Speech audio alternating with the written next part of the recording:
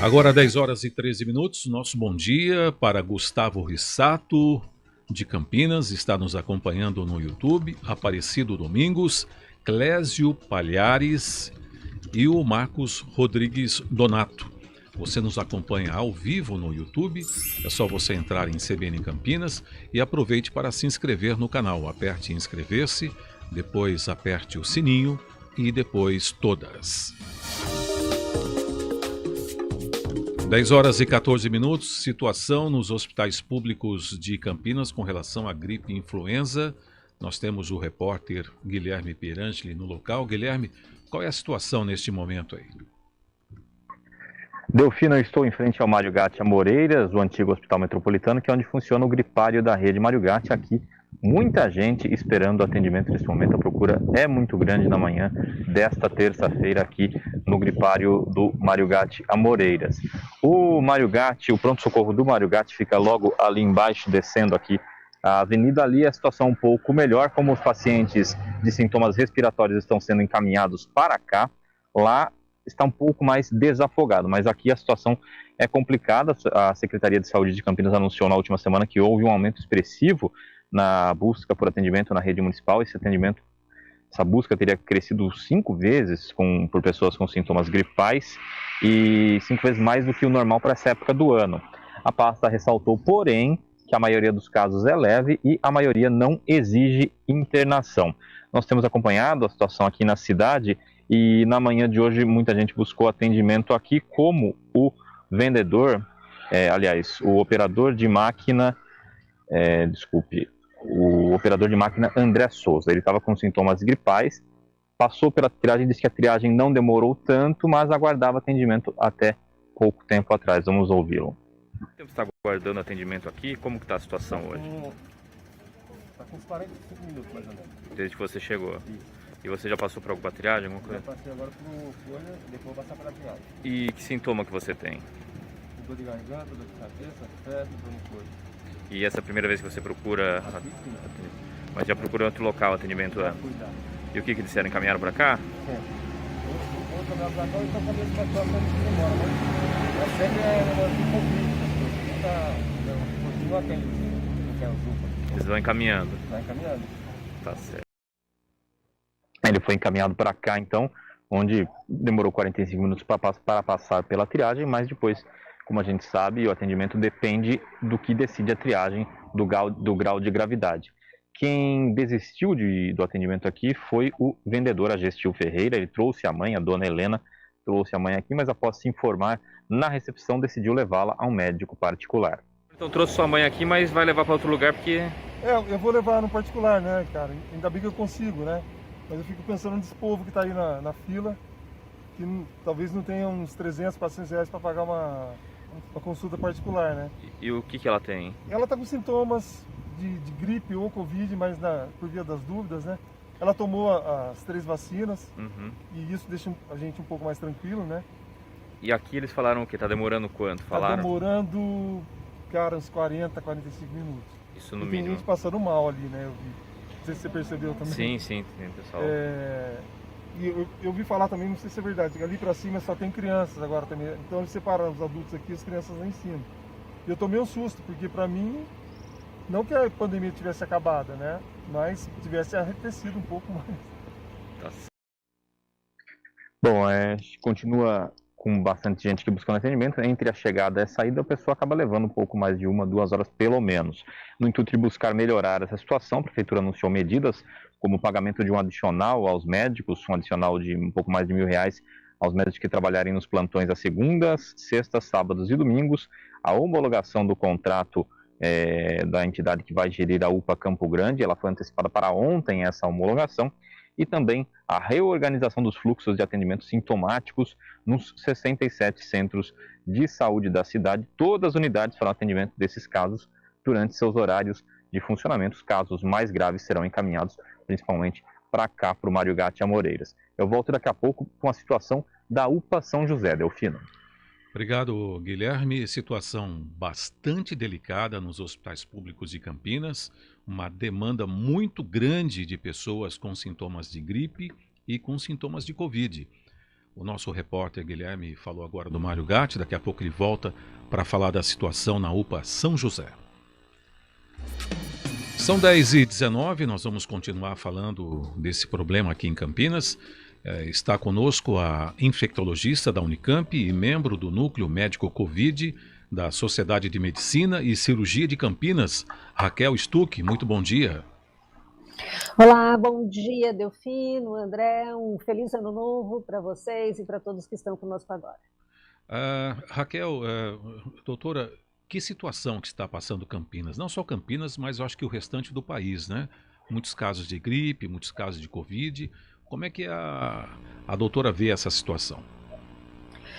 É com muita preocupação, né, que nós estamos acompanhando esse aumento da procura, né, de pessoas com sintomas, né, em todas as unidades, né, de saúde, tanto públicas quanto privadas, né? E nós temos, na verdade, neste momento, o que aumenta ainda a preocupação é que, além, né, dos quadros de gripe, além do, né, que pode ser H3N2, pode ser Covid, ouvi agora, né, um dos seus entrevistados comentando que a mãe estava com febre, muita dor no corpo e dor de cabeça. A gente não pode esquecer de dengue, né, os diagnósticos se misturam, então é um período que preocupa muito. A pandemia de fato não acabou, mas nós tivemos aí, eu acho que uma confusão, né, porque realmente nossos números estavam melhores, a gente flexibilizou muito, as pessoas acharam que tudo estava acabado e abriram mão de todas as outras medidas, e com uma variante que se transmite muito rapidamente, que é a Ômicron, e um vírus da gripe, que a gente ainda não tem vacina contra ele, infelizmente nós temos essa situação agora que vai demandar muito de todos os serviços de saúde, dos profissionais de saúde, e muita paciência também da população, porque, né, para aguardar o atendimento. Doutora Raquel Stuck, muito bom dia. André Berenguel aqui, prazer falar com a senhora mais uma vez. Também desejamos um excelente ano, né, de 2022. A senhora lembrou um detalhe, né, que as doenças vêm e a gente vai esquecendo daquelas antigas, né, como a dengue, né, que já tivemos epidemias aqui em Campinas anos atrás, e agora a estação, até outro dia era estiagem, agora chuvas que se acumulam e com ela a proliferação do mosquito Aedes aegypti. Então a gente vinha o ano passado com muitos casos sendo diagnosticados como Covid. Final do ano cai um pouco de Covid, mas entra influenza. Agora começa essa época de chuva, daqui a pouco, infelizmente, começa a chegar casos de dengue, né? Não é querer alarmar, mas estamos descuidando de cuidados primários? Eu acho que depois de tanto tempo, né, André, bom dia para você especialmente agora, ficamos, né, até em relação às doenças respiratórias, né, depois de quase praticamente 2 anos, todo mundo muito fechado, todo mundo, né, recluso, 2 anos sem encontrar, né, as pessoas sem encontrar inclusive familiares, quando a gente é como se tivesse realmente, né, abrir uma porteira e saímos todo mundo, né, pensando que tudo já estivesse, que a gente estava lá em 2018 sem nenhuma preocupação e o Covid foi embora, H3N2 não existe. E descuidamos sim, né, descuidamos, né, dos cuidados com a gente mesmo, descuidamos dos cuidados com as pessoas que estão ao nosso redor e provavelmente descuidamos também, né, do cuidado do nosso redor, onde a gente mora, né? Então, no cuidado de olhar se tem água parada, os nossos vasos, se não tem pneu ali com água empoçada, algum cantinho que está ficando água parada dessa chuvarada desses dias. E isso acaba refletindo depois nessas doenças todas, né, ou que são transmitidas de pessoas para pessoas, ou a dengue, né, que nós já tivemos ano passado já um aumento em 2021 dos casos em relação ao ano anterior, e que a gente precisa ficar agora muito atento, né? Claro, o poder público precisa também, porque, né, o mato, os terrenos baldios, as águas empoçadas, muitas casas e chácaras aí com piscinas largadas, isso também é um criador importante, né, do Aedes, mas é no nosso, onde a gente vive também, então a gente precisa ter um olhar especial para isso e precisamos ficar atentos, porque para a gripe, neste momento, para esta variante que está circulando, essa cepa, a Darwin, nós não temos vacina, né, André, Delfino e os que nos acompanham. A vacina vai chegar em março, né, daqui 2 meses. Então, o que nós temos para nos proteger? A mesma coisa que a gente tem como parte da proteção da Covid também. Então, o uso de máscara sempre que sair de casa. Se eu tiver o ar livre, mas tiver aglomeração, e aglomeração são 3, 4 pessoas ao meu lado que não fazem parte do meu convívio, então ponto do ônibus é aglomeração? É aglomeração, eu tenho que estar de máscara. Preferencialmente, máscaras com poder maior de filtração. Higienizar, o álcool em gel tem que estar do meu ladinho ainda sempre, né? Então, esses cuidados, e para a gripe, são os únicos cuidados que nós podemos fazer neste momento. Doutora Delfino, falando sobre Covid e gripe, nós temos aí a flurona, né? Vários casos já sendo registrados no Brasil, em vários estados, né? O que a doutora tem a falar da flurona e o paciente que estiver ao mesmo tempo com Covid e com gripe, qual que seria a recomendação? Veja, são 2 vírus respiratórios que estão circulando no momento, então, e tem sido crescente o diagnóstico dessa infecção dupla, vamos dizer assim, esses 2 vírus na mesma pessoa. E só não é maior porque nós temos muita dificuldade para diagnóstico, né? Tanto da Covid, a gente sabe a dificuldade que está em se fazer testes comprovando diagnóstico, e uma dificuldade maior ainda para a comprovação do H3N2. De qualquer forma, a pessoa que tem os 2, Delfino, ela deve primeiro se isolar, né? E vai permanecer isolado pelo tempo que é ainda o isolamento de Covid aqui no Brasil, que é de 10 dias do início dos sintomas, ou se não teve sintoma, do dia que colheu o exame que foi positivo, né, para os 2. Deve fazer o controle da oximetria, isso é importante para a Covid, né? Tomar medicações para a febre, para a dor no corpo, medicações habituais que a pessoa já está acostumada. Se hidratar bastante, lavar o nariz com soro fisiológico. Então, esses são os cuidados principais. A gripe, normalmente, na H3N2, o quadro febril costuma ceder aí em torno do 3º dia, 4º dia.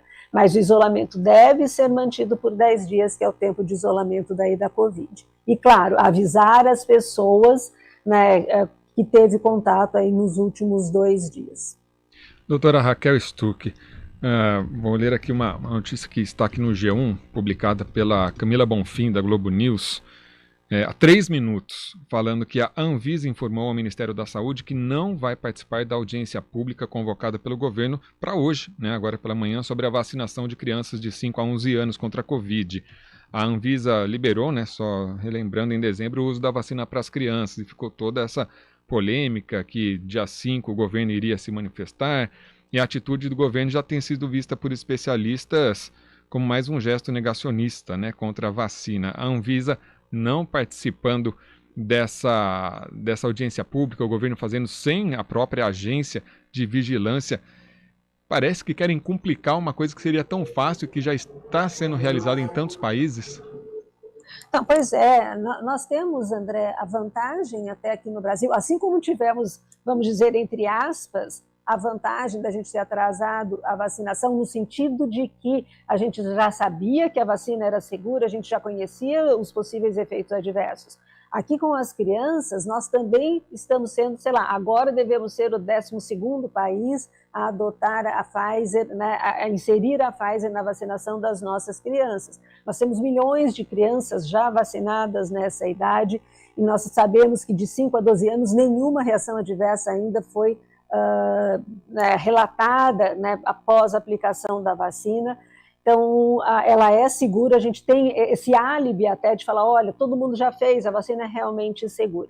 E é, sem dúvida nenhuma, né, a consulta pública e a audiência pública são medidas que visam empurrar mais um pouco, retardar o início da vacinação.